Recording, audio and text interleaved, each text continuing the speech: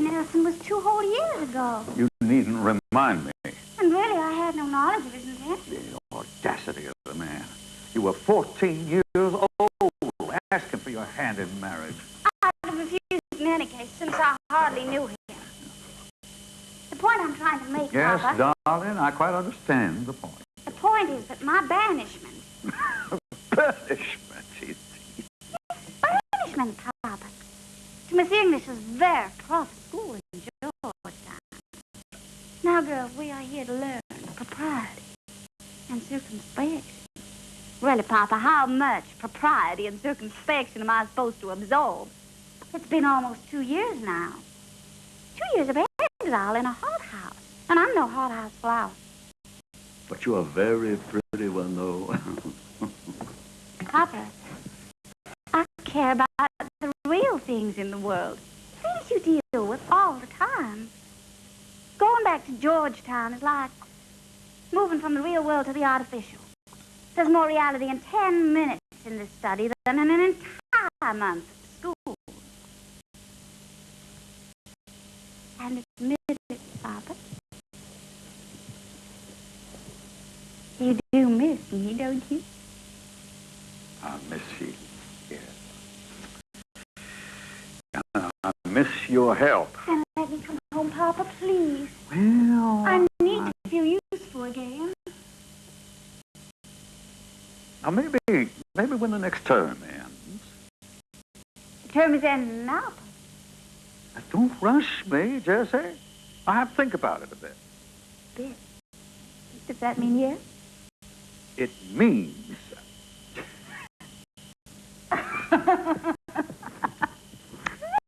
You're so good. Yeah, so easily twisted around your little finger. Oh, you poor, Now, you stop that. manipulator. Can we get on to more important matters, do you think? Yes, sir. At your service, sir. You are perhaps the silliest creature I ever saw. All right, now, this dinner party that we have. Yes, sir. The dinner party, sir. Now, it's for a British visitor, Sir Roger Dunstan. He's a guest of Joel Point's, and I'm really doing this as a gesture to Joel. Now, there is no Lady Dunstan. He's not with him. So put Mrs. Poinsett on my right and Joel on your left. Yes, sir. Consider it done, sir. Will you please be serious? Now, the Crittendens are going to be there, and I've invited Senator Lynn and Henry Dodge. Finally, Nicolay and a man named Provost, who guided the expedition. And, of course, that bright young assistant of his, Lieutenant Freemont. Have you been to the map room? Yes, it's fascinating. Much of it is well over my head, believe me, but this young fellow Fremont makes it all seem so clear. I'd say he's the one that brings Nicolay's abilities into focus. Sir, what far have you done? I must admit, I like it.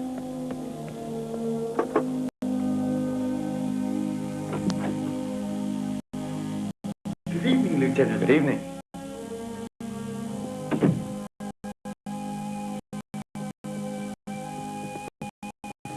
Thank you.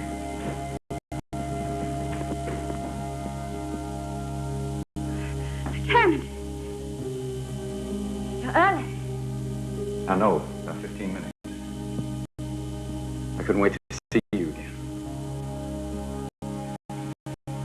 You look lovely. Exciting. Lieutenant.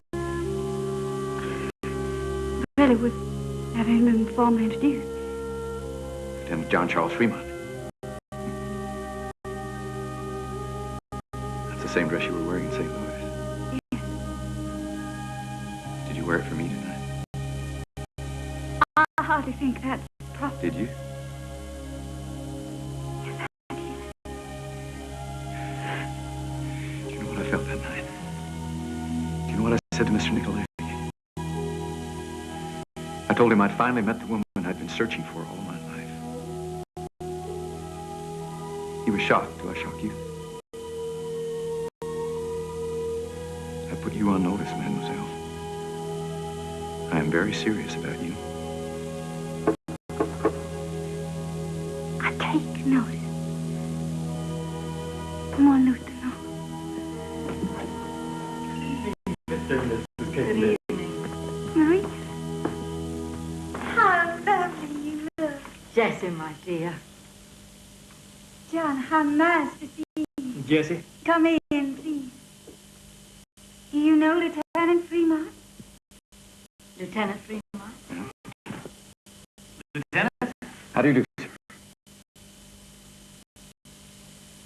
Only last year, President Van Buren ordered the workday on federal projects reduced to 10 hours. Before you know it, business will be following suit. That's the nut of it, Sir Roger. It's a new world we've entered. And more wine? Oh, I thank you, dear.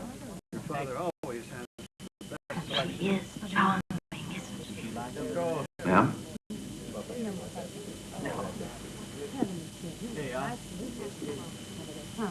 Yes, ma'am.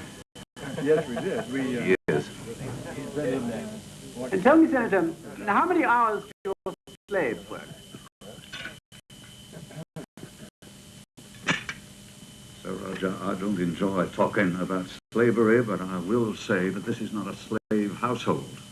Dodson here is a freedman in my employ. I hold no slaves, though it's perfectly legal to do so here in Washington. I abhor the institution.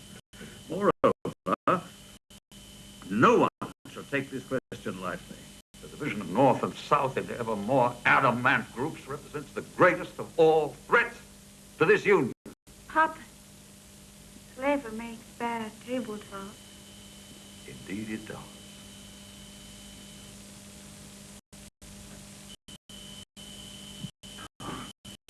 Lieutenant Fremont, would you say Mr. Provost here is an experienced trail guide? One of the best, sir.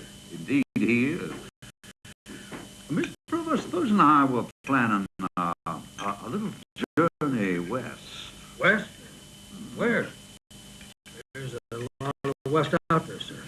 Across Kansas, north the Platte River, Fort Laramie. It's a long way west, Tom. And beyond that, to the head of the Sweetwater at South Pass. I can just see you on a mule, Tom, in buckskin. How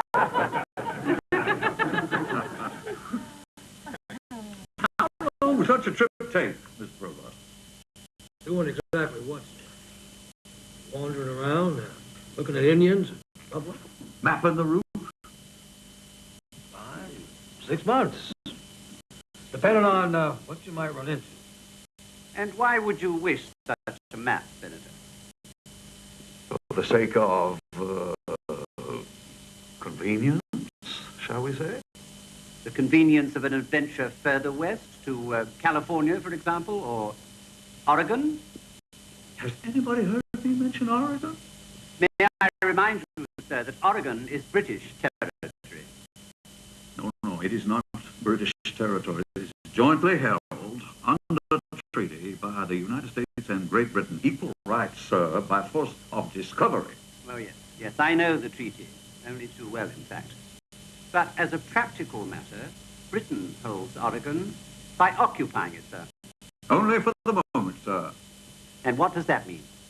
It means that America sees its destiny in an empire that sweeps across its own continent. Until it encounters British territory, and there it must stop. Our manifest destiny lies in westward expansion, sir. Let me assure you, one day Puget Sound will be ours. That is an outrageous statement. Oh, dear, I'm terribly sorry. Please don't fret over it, Sir Roger. Look upon it as an omen of good. May we never spill anything but wine over Oregon. Well said, Miss Benton.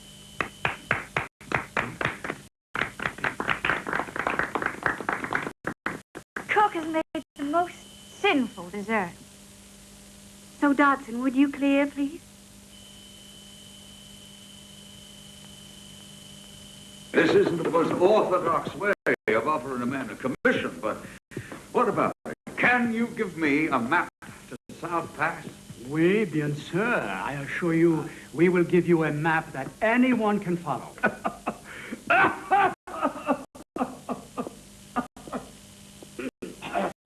What do you think, Henry?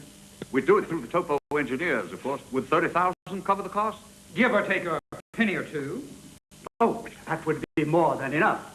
John, would the Whigs in Congress go that far for me? Well, I don't foresee any difficulties, Tom. How soon do you think you could mount such an expedition? Well, I imagine that we could...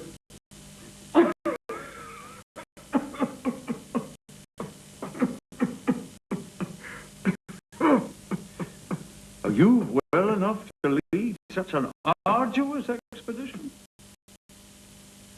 Oh, yes, certainly. I have a small cold just now. More than a cold, Papa Joe. You've had that cough for months. Ever since we were up on the... Well, a bronchial irritation, but nothing... You were about to say, Mr. Provost. Senator, ever since those last few days on the Minnesota, the rivers were freezing over. Winter was coming on fast. Horses, the men, ready to drop. Well, Mr. Nicolay here.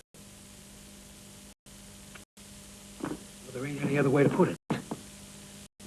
His health just plain broke down. That is nonsense. Lieutenant Fremont here had to assume command and lead us out. Absurd. Nothing of the sort happened, I assure you. Charles, tell them, will you please? Papa Joe, you were very sick last year. You still haven't recovered.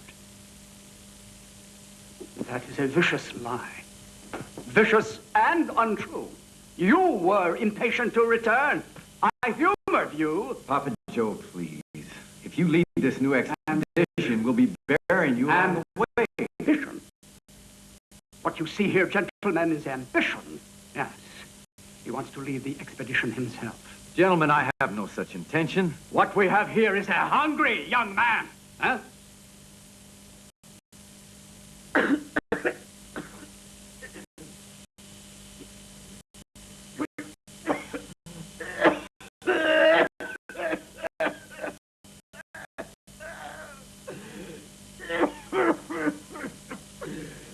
Please, will you give me a moment?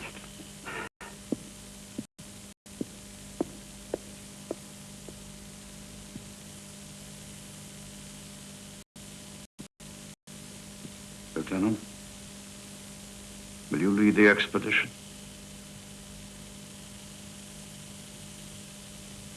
Papa Joe, I'll fetch you a hack. I require no further assistance. Thank you. Nothing ever changes. The French denied me the academy, and now you deny me this. Papa Joe, I wish with all my heart that you were well. Men do not change.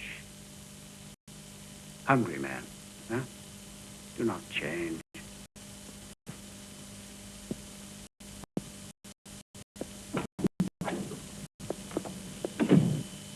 Miss Benton, I must see you again.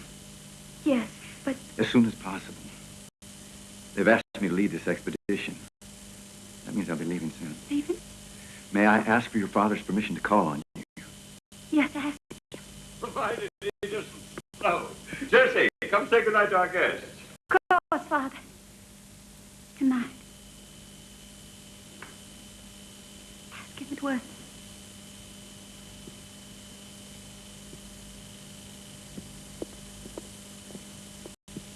Senator, may I speak to you? Your attentions to my daughter are to cease at once. Sir, you are quite obvious, sir, and I won't have it. Senator, I assure you... You will assure me of nothing. She is 16 years old, and I will not have you seeing her. Do you understand? You're not to see her. Senator, you... My intentions are entirely... You have no intentions. You will stay away from her. Defy me, and I will break you. Don't threaten me, Senator. I do threaten you. I'll give you fair warning.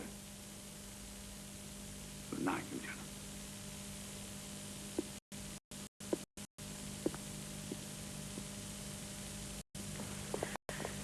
I suppose if a kiss gets stolen here in the gazebo, I won't know anything about it. But I want your solemn promise that nothing more than that will transpire. Oh, Maria. Hush, dear. You're a grown woman. Do I have your word of honor, Lieutenant? You have, ma'am.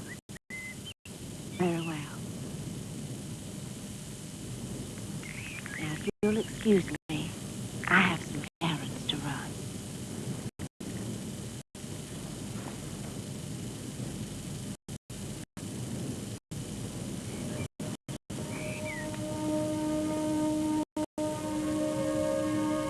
I was so frightened. So was I. Not of your father, but you. I was afraid you might never see me again. I'd rather die.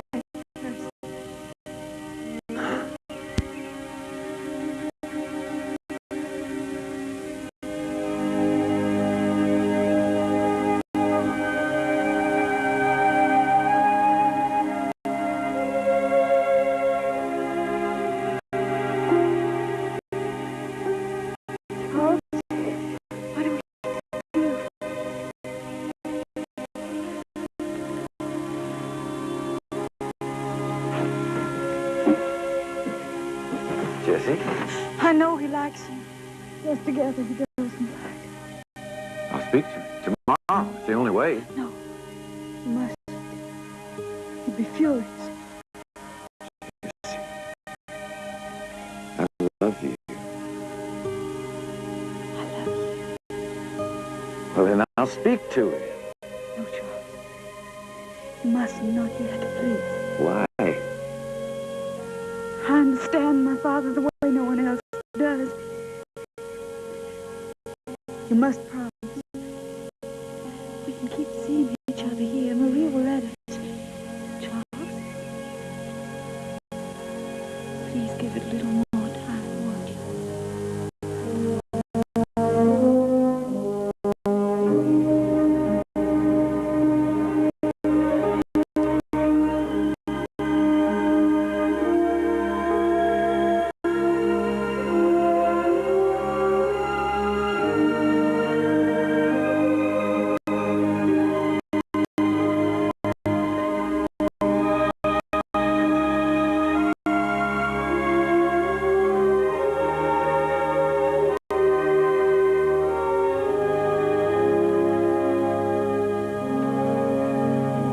Bar dancing